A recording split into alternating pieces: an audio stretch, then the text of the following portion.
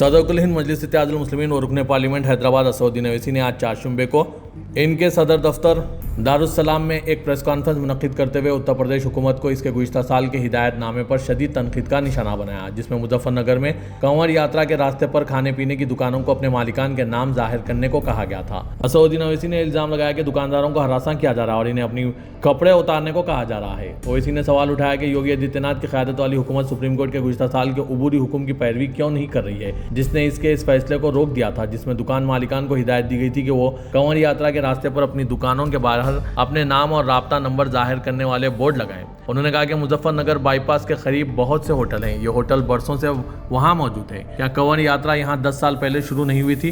कंवर यात्रा पुरअमन तरीके से शुरू होती थी, वहाँ कोई बदआमनी नहीं फैली थी। अब ये सब क्यों हो रहा है? वो होटल मालिकान से आधार कार्ड मांग रहे हैं, वो दुकानदार को कपड़े उतारने पर मजबूर कर रहे हैं। ओवैसी ने मजीद कहा कि पुलिस को अपना काम करना चाहिए और इन लोगों को गिरफ्तार करना चाहिए जो दुकानदारों को हरासा कर रहे हैं। असदुद्दीन ओवैसी ने इस मौके पर बिहार इलेक्शन के लिए इलेक्शन कमीशन की जानिब से लोगों से अपने ज़ात और ख़ानदान के दस्तावेजात मांगने पर भी सख्त तनकीद का निशाना बनाया। इस खुसूस में उन्होंने तफसीली रिपोर्ट पेश है इस खुसूस में असदुद्दीन ओवैसी के ख्यालात। Bureau report siyaasat.com। ये Election Commission of India Bihar में अक्टूबर या नवंबर में स्टेट असेंबली इलेक्शन होंगे विधानसभा के, तो समरी इंटेंसिव रिवीजन का ECI ने अनाउंस किया। हम इलेक्शन कमीशन को ये लेटर लिखे हैं जिसमें हम उनसे पूछ रहे हैं कि इतनी बड़ी एक्सरसाइज आप कर रहे हैं तो आप ऑल पार्टी मीटिंग क्यों नहीं बुलाए? क्योंकि इलेक्शन कमीशन ये बोल रहा है कि बिहार का भी होगा, तमिलनाडु का भी होगा, बंगाल का भी होगा, और election commission all party meeting बुला सकता। अभी तो कोई इलेक्शन नहीं है, आप बोलते इलेक्शन हो तो सुपीरियर बॉडी आर्टिकल 329 के तहत कोई इलेक्शन नहीं है। अब तो हम सब एक पेज पर है।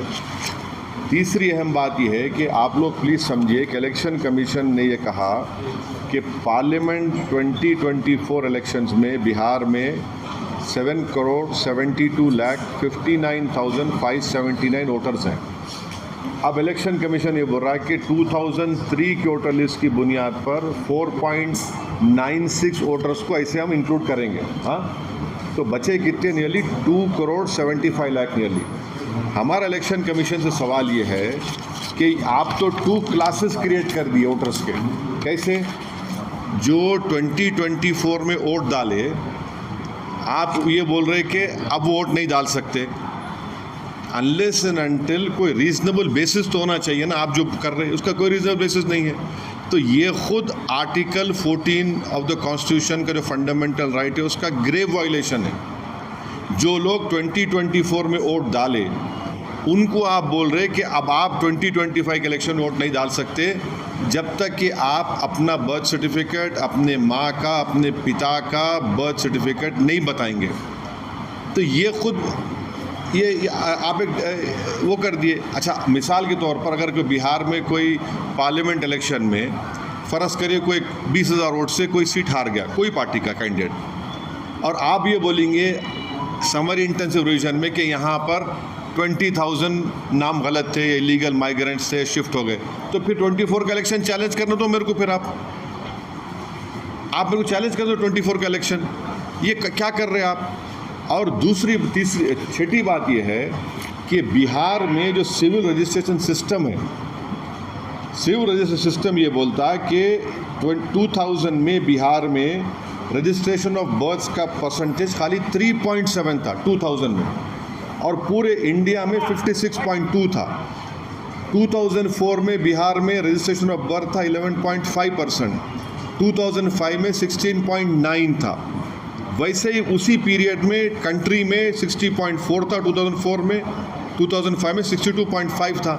आप जो क्या बोल रहे भी आप क्या बोल रहे कि इलेक्टर्स जो 1787 के बाद पैदा हुए उन्होंने अपना date of birth, place of birth बताना, फिर जो 17/1987 से 2/12/2004 तक पैदा हुए वो लोग अपना डेट ऑफ बर्थ देना, प्लेस ऑफ बर्थ बताना, अपने माँ का या पिता का देना, और जो 2/12/2004 के बाद पैदा हुए वो अपने माँ, अपने बाप का, अपना खुद का देना। अरे भाई, बिहार में 2000 में 3.7 था रजिस्ट्रेशन ऑफ बर्थ, 2004 में 11.5, 2005 में 16.9। आप बगैर किसी पॉलिटिकल ऑल पार्टी मीटिंग बुलाए, कंसल्टेशन करे, आप पूरी वोटर लिस्ट का रिफॉर्म कर रहे हैं। अगर आपको पायलट बेसिस पे करना था तो कोई यूनियन टेरिटरी का करते, आप दिल्ली का करते, चंडीगढ़ का करते, आप पूरे इस तरीके से कर रहे। और एक हमारे को एप्रीहेंशन जो है वो ये है कि आप BLOs को अनब्रिडल्ड पावर्स दे दिए, कि वो अगर जाएगा, कोई घर पे नहीं मिलेगा तो वो रिपोर्ट कर सकता ERO को, AERO को, और ERO उस केस को रिफ़र कर देगा कॉम्पिटेंट अथॉरिटी को सिटीजनशिप एक्ट 1955 के तहत। तो ये NRC हुआ नहीं हुआ बताओ हमारे को? यानी completely wide unsupervised power ERO को ECI ने दे दिया। इससे ना सिर्फ डिसएनफ्रेंचाइजमेंट होगा बल्कि lead to loss of livelihood होगा। और हम ECI को फिर से रिक्वेस्ट कर रहे हैं कि आप एक ऑल पार्टी मीटिंग बुलाइए और बताइए हमको कि आपने ये डेट्स क्यों चूज़ किया, ये जो डेट्स आपने दिए, और फिर differentiating documentary requirement between voters basis of age and date of birth, ये क्यों? अगर कोई एड्रेस अपना शिफ्ट कर लिया, ये आप एडिशनल डॉक्यूमेंट क्यों पूछ रहे हैं? कि एड्रेस चेंज हो गया तो आप कैसा पूछ रहे हैं मेरे सब चीज़ें, आप क्यों पूछ रहे हैं मेरे से आप ये? और लास्टली हम इलेक्शन कमीशन ऑफ इंडिया को ये बताना चाह रहे हैं कि सुप्रीम कोर्ट का जजमेंट है जो इलेक्शन कमीशन ऑफ इंडिया को फॉलो करना पड़ता है। आप सुप्रीम कोर्ट से बड़े नहीं हैं। लाल बाबू हुसैन केस में जो सुप्रीम कोर्ट ने जो गाइडलाइंस दिए, जो आपको बताया, उसको भी आप वायलेट कर रहे हैं। तो ऑल इन ऑल ये एक्सरसाइज डिसएनफ्रेंचाइजमेंट को लीड करेगा। और आप सब लोग जानते हैं कि बिहार के नौजवान पलायन करते, कोई हैदराबाद के होटल में काम कर रहा, कोई मुंबई के, कोई दिल्ली होटल में काम कर रहा, कोई पंजाब के खेतों में काम कर रहा है।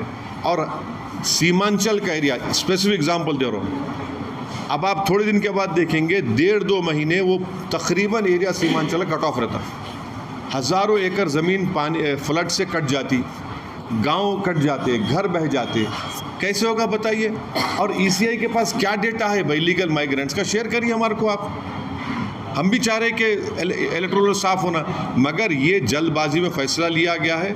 हम ECI को रिक्वेस्ट कर रहे हैं कि आप ऑल पार्टी मीटिंग बुलाइए, और पायलट बेसिस पे करना है तो किसी और जगह पे करिए आप। अगर कल बिहार में कई लोगों के नाम नहीं आएंगे, जो नहीं आ सकते, पूरी गारंटी दे रहा हूँ मैं आपको, नहीं आएंगे कई लोगों के नाम, तो क्या करेंगे फिर आप? तो पिछले असेंबली इलेक्शन का चुनाव जो है, जो NDA जीती, वो सिर्फ चंद हज़ार वोटों से जीती वो। तो ये बिहार की जनता को वोट डालने का पूरा इख्तियार मिलना चाहिए, उनका राइट है। हाँ, अगर कोई चीज़ गलत है उसमें सही करिए, मगर ऐसा तो नहीं करेंगे ना आप।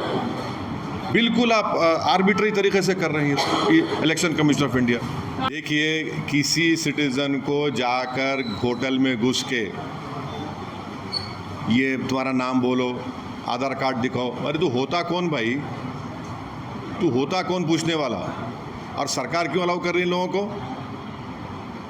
आप कल के दिन अगर कोई टीवी चैनल में चले जाएगा, एंकर को पूछेंगे, आपके जितने बड़े एंकर है, तेरा नाम क्या है बोल, उन्हें बोलेंगे तो नहीं, तो आज मैं 9 बजे नहीं देखता, हाँ नहीं मालूम, नाम बोल, नहीं तेरा नाम ये नहीं है, पैंट उतार, कपड़ा उतार, क्या है ये?